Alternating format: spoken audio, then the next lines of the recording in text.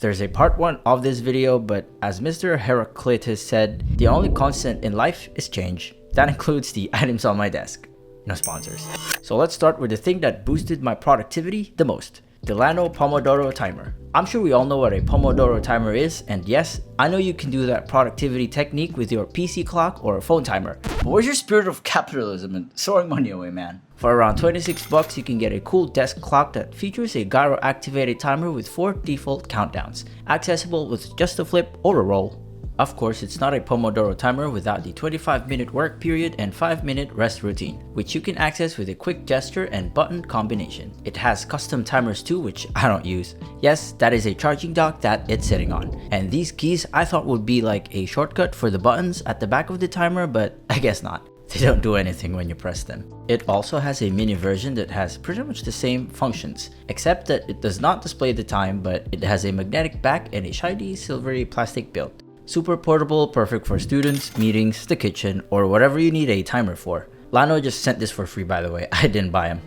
Here's something I bought before but haven't used in my personal home setup in a while. A portable monitor. If you're following my channel, you would recognize this thing from my portable PC setup video. Since I don't always leave the house, I figured why not use this thing as a second display to show my Slack, Spotify, Discord, or whatever I want to see while working or gaming.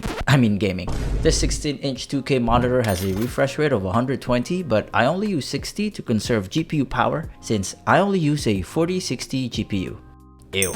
If you are wondering what sort of magic I'm using to make this thing float, again, it's just magnets and an articulating arm. 2 actually. It's a bit wonky and it topples easily, but whatever. I can't find a better solution at the moment. I'm usually the one monitor type of guy, but I guess a bit of side action is good from time to time. I'm still talking about the monitors, by the way. It's powered on by a Type-C cable connected to the front I/O of my PC and a micro HDMI cable connected to my GPU.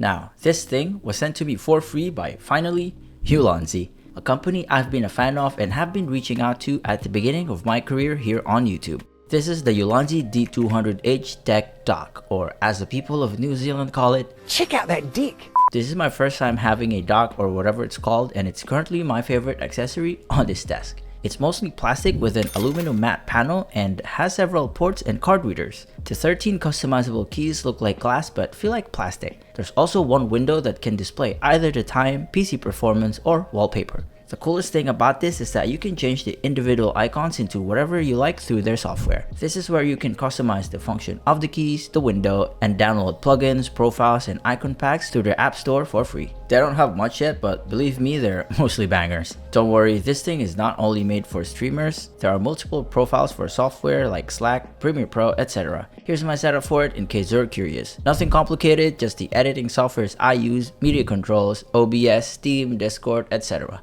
There's a slight delay though when pressing the keys, and it takes a bit of time to load when booting up your PC. I don't know if that's normal or my PC's fault, but it doesn't bother me. It not only adds personality to your desk, but also offers a lot of useful functions, like a hotkey for Steam and Discord for when you're about to play Warzone with the boys. If you watched the previous version of this video, I had a cheap and amazing whiteboard notebook with a free marker. My problem with this is that when you write on the left side of the notebook, the things written down on the right side might get erased by your hand. And sometimes when you close it, some of the things written down get erased. Also, it takes so much desk space, so I found an old notepad from Google. I don't know where it came from, but it's half the size of the whiteboard notebook. For writing, I use this bougie looking pen called the Birdie Mini from Pilot. This pen feels great to write with, and this is where I record my daily tasks and things I need to accomplish for the week. I'm sure I have a couple more notepads lying around when this runs out. I don't know why, but I like the smell of metal. Am I weird? Moving on.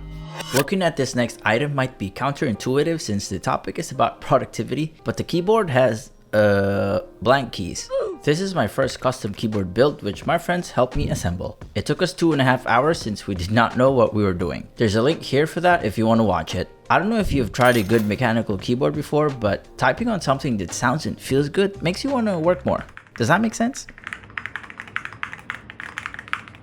This thing is pretty heavy. I like the way it looks and the sound it makes thanks to the creamy jade switches from Epomaker and the thocky sound the blank ceramic keycaps make from Cerakey. I have multiple keyboards available, but this is what sits on my desk most of the time. There are no distracting LGBT lights as well, and no, I don't make typos often, unless you count the time when I guess where the symbols are, but I manage. You can use this for gaming too, either wired or with the dongle that came with it, perhaps Bluetooth if you're brave enough. But like I said, I have a couple of gaming keyboards here, so I mainly use this for work and for fidgeting when I'm doing nothing. If you want to find out more about this keyboard, then watch the video about this build, like I said. But before you do, here are some honorable mentions that increased my productivity somehow. The PC, of course. I made a couple of videos about this already, go check it out. I still have the triple stack SSD of Doom on top of it, connected to my USB hub from Satechi. Someone please send me a NAS, I'll review it for free. I wanted to include my first DAC from Fosi Audio, which looks super awesome, but it keeps losing audio sometimes. I don't know why, but I have to press this button twice when my audio disappears to get it back. It doesn't really add much productivity, but it keeps all my audio equipment in one hub, freeing me from dangling cables, I guess.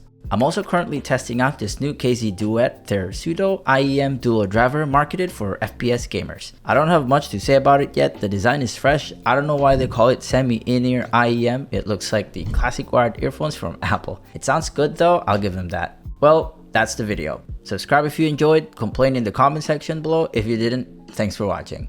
Subscribe. Did I already say that? I guess.